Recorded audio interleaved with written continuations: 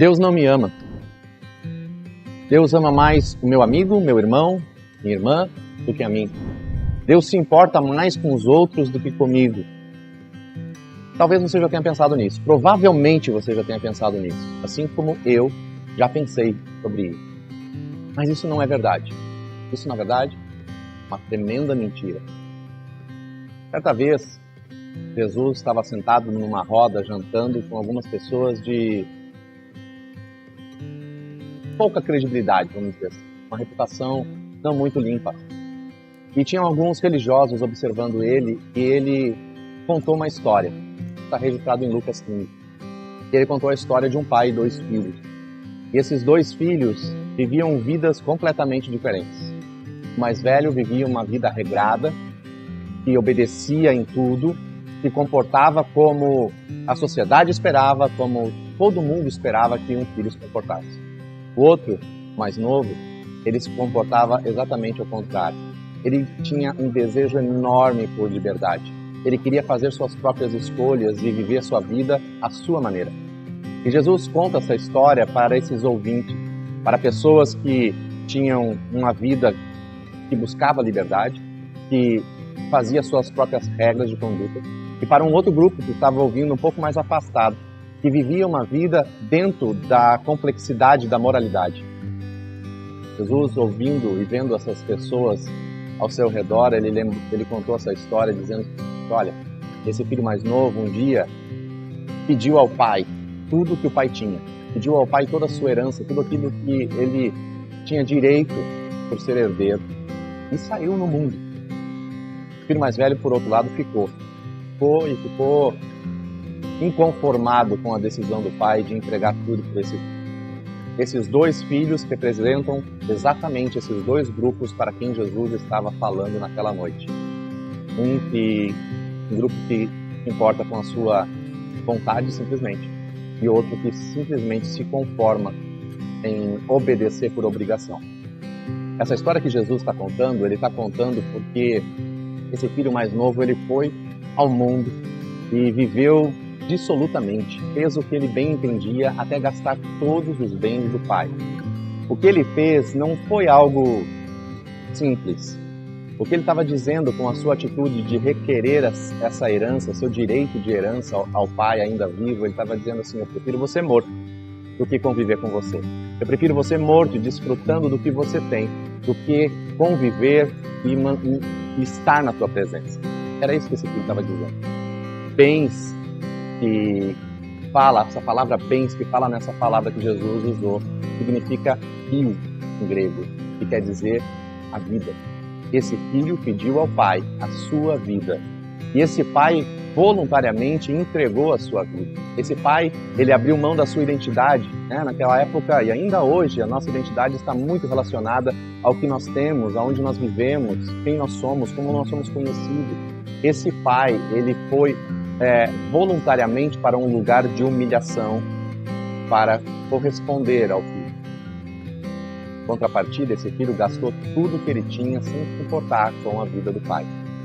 Esse filho perdeu tudo e ele um dia decidiu voltar. E quando ele decidiu voltar, ele comprou outra briga com a família. Porque ele perdeu tudo e ele voltou completamente sem nada.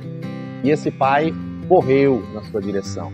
E um pai naquela época, quando corria na direção de um filho, era algo que ele precisava novamente abrir mão da sua reputação e abrir mão da sua posição para fazer isso. Porque um homem de reputação, um homem de uma certa posição, ele não corria.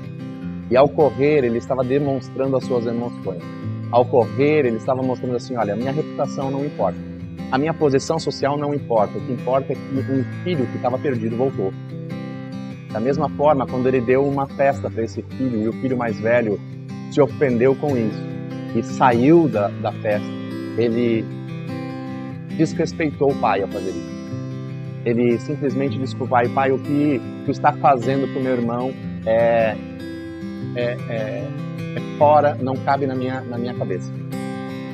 Esse filho mais velho, ele se orgulhava da sua humildade. Ele servia pela conformidade moral que ele achava que deveria ter. Enquanto o filho mais novo estava preocupado com seu autoconhecimento. Eu estou contando essa história porque é exatamente assim que eu e você nos comportamos. É exatamente assim que eu e você nos comportamos em relação a Deus. Ou, como muitos usam a moralidade para, não vou dizer chantagear a Deus, mas tentar manipular Deus. Então, eu sou bom, eu te obedeço e em contrapartida eu quero ser honrado por isso. É mais ou menos como a gente pensa. Por outro lado, tem pessoas que pensam que por eu estar buscando autoconhecimento, eu estou fazendo algo virtuoso e não preciso do Pai. A verdade é que esses dois grupos de pessoas, nós nos enquadramos, ou num ou no outro, estão buscando alcançar a salvação por si mesmos. Estão buscando fazer com suas próprias mãos aquilo que só o Pai pode fazer por nós. Eu não sei a sua situação hoje, eu não sei como você está se sentindo em relação a Deus, ou como você se sente em relação à religião, ou como você se sente em relação a si mesmo. Mas eu preciso te dizer que tudo isso que você está buscando, tudo isso que você tem dentro de você hoje, esse anseio que você tem dentro de você hoje, só tem uma pessoa que pode realizar. O autoconhecimento não pode realizar. A justiça própria não pode realizar. O conformismo moral não pode realizar. Nem mesmo a religião pode realizar. Só existe uma maneira de você saciar esse anseio que está dentro do seu coração hoje. É ir de encontro ao Pai, não pelo que Ele tem e nem pelo que Ele pode te oferecer, mas simplesmente pela presença bendita e maravilhosa dEle. Quero te incentivar nesse momento a ir para o seu quarto, fechar a sua porta, buscar a presença desse Deus.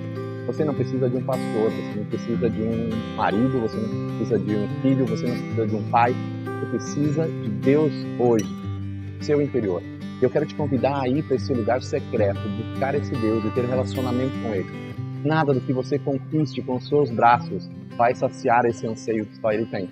Nada que você consiga, através de uma obediência cega, vai conseguir suprir em você aquilo que só o Pai, todos nós, tem para dar. Então eu quero te incentivar nesse momento, ir para esse lugar, de buscar em Deus aquilo que Ele pode suprir na sua vida.